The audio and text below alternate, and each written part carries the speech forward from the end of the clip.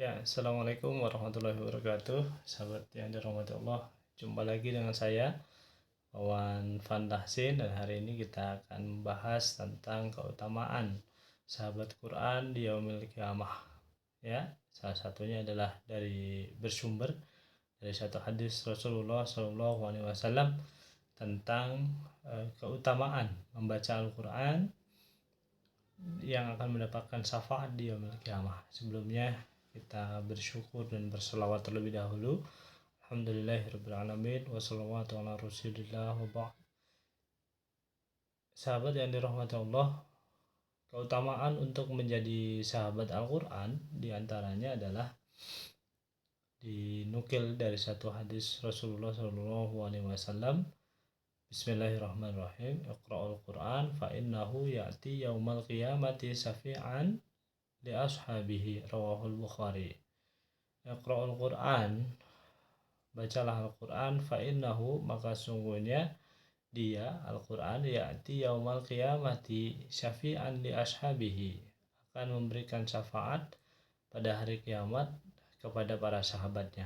Maksudnya para sahabat Al-Quran itu siapa? Yaitu orang yang di dunia ini senantiasa untuk membacanya dalam kesehariannya.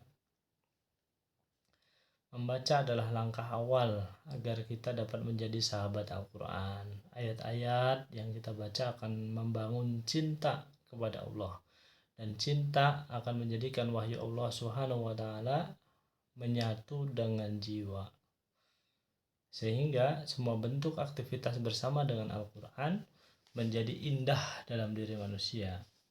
Sudah seharusnya kita merubah persepsi bahwa Al-Quran seakan-akan hanya sahabat manusia tertentu. Namun harus yakin dan kita buktikan bahwa Al-Quran adalah sahabat semua orang yang beriman, yang cinta kepada Khaliknya, yaitu Allah Subhanahu wa taala. Untuk itu mari nggak usah tunggu lagi, segera kita realisasikan bahwa Al-Quran harus menjadi sahabat orang-orang yang sakit.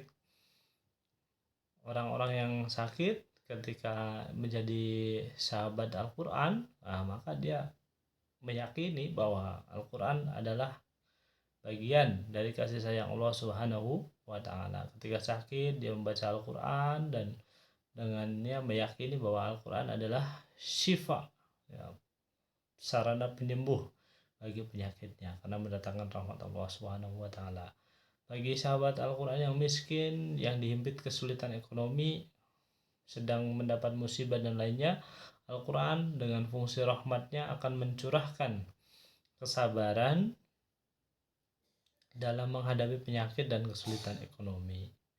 Jika menjadi sahabat Al-Quran adalah seorang pejabat, ia akan memberi sifat adil, jujur, dan sayang kepada masyarakat. Nah, jika yang menjadi Al-Quran adalah seorang aktivis dakwah, maka Al-Quran akan memberi energi yang gak putus-putus, yang akan memberikan sabat atau keteguhan, yang akan menguatkan keistiqomah dan semangat yang tidak akan pernah pupus sampai tegak agama Allah Subhanahu wa taala, dan begitulah seterusnya. Persahabatan seperti ini hanya akan terjalin dan terwujud jika Al-Quran itu dan kita itu sudah seperti benar-benar bersahabat, sehingga interaksi kita dalam semua bentuknya dengan Al-Quran tidak ada satu celah pun, sehingga di kemana-mana tuh kita bawaannya Al-Quran aja gitu ya. Lakukanlah, pokoknya kita berusaha membangun komunikasi dengan Al-Quran, dikit-dikit Quran. Nah, dalam bidang menghafal misalnya, jika kita merasa tidak berbakat dengan tahfidz atau menghafal Al-Quran 30 juz, maka hafalkan walaupun juz 30 untuk target seumur hidup. Masihkah kita akan beralasan? Jadi 1/30-nya hafalan para nabi dan hafalan Rasulullah SAW, 1/30-nya hafalan para sahabat, 1/30-nya hafalan para tabi'in, dan seterusnya. Artinya bekal kita menghafal 1 juz tuh 1/30 gitu ya. Artinya kenapa? Karena para Rasulullah SAW dan para sahabat tabi'in menghafalnya 30 juz. Nah, kita 1/30-nya ya.